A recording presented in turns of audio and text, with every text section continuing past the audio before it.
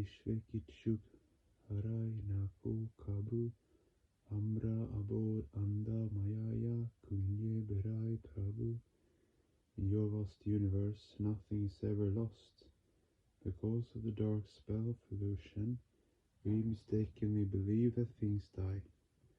When the physical structure vibrates strongly due to the clash of internal forces, a certain control must be exercised over the structure to ensure neither explosion nor implosion occurs.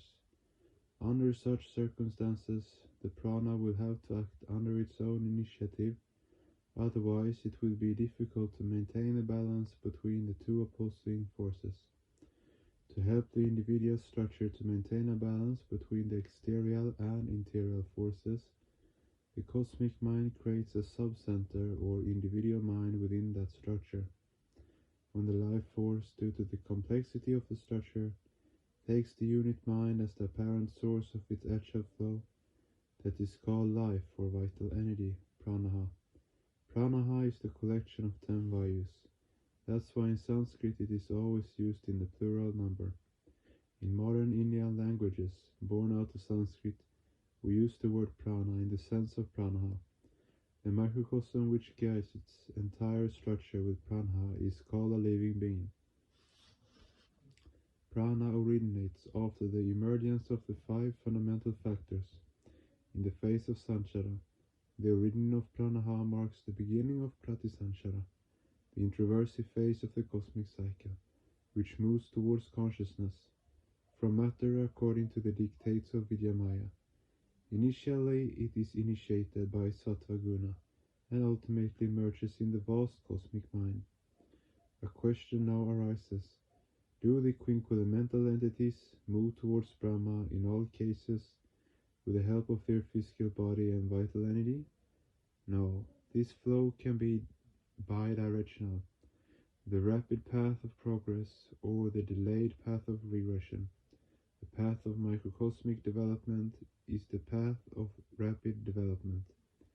With the awakening of consciousness in matter, the microcosm overpowers the influence of the static force and attains oneness with consciousness. Microcosms acquire the capacity to move independently as soon as they attain a human mind. At that stage they can either accelerate the movement of pratisanchara towards supreme consciousness, or by ideating on crude matter, they can degrade their minds to such a degree that they become undeveloped microcosms, or even crude matter. This reversed movement, the path of regression, is called negative pratisanchara. Those who move forward properly along the path of pratisanchara, or accelerate their speed, through the process of sadhana are true human beings.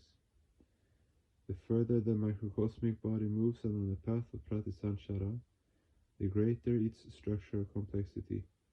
To cope with this complexity, the microcosm, out of its physical structure, evolves a more developed and capable psychic body.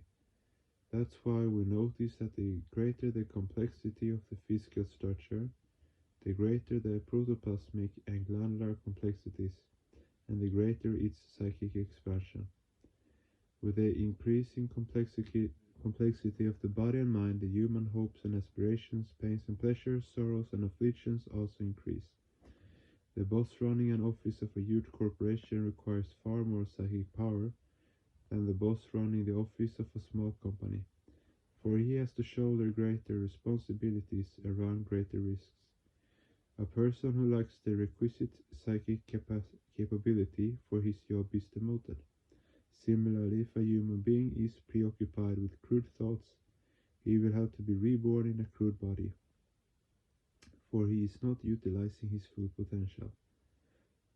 Human beings, the crown of creation, due to their heavy responsibilities, have more qualities than other creatures.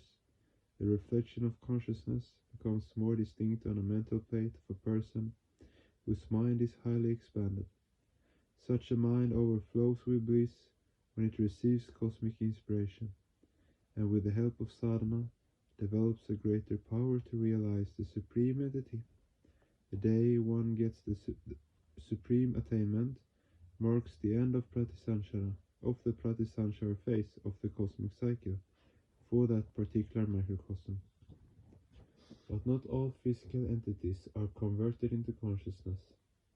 Where the vital energy and mind are not developed, the entity will have to follow the path of stagnation, and can only be established in consciousness after arousing the vital energy and mind. If it fails to do that, its physical structure will be controlled by the cosmic will.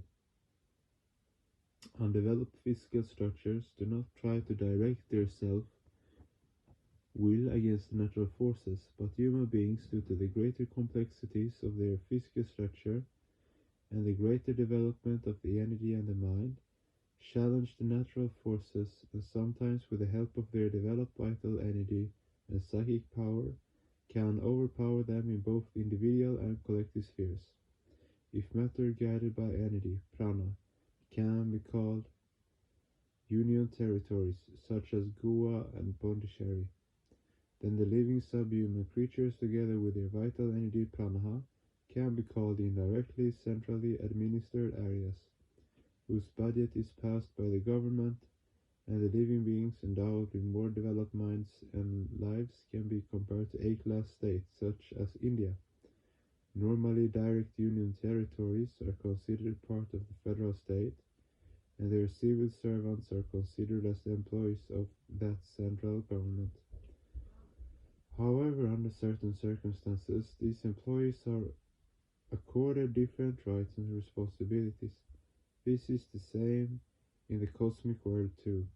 Inanimate matter, subhuman creatures, and human beings have their respective rights and responsibilities. The present state of Bihar is a part of India. The government of Bihar is a part of the Indian government. Yet the praise and criticism for or against the government of Bihar does not directly concern the government of India. The government of Bihar will have to plan according to its own state exchequer, not the central government's.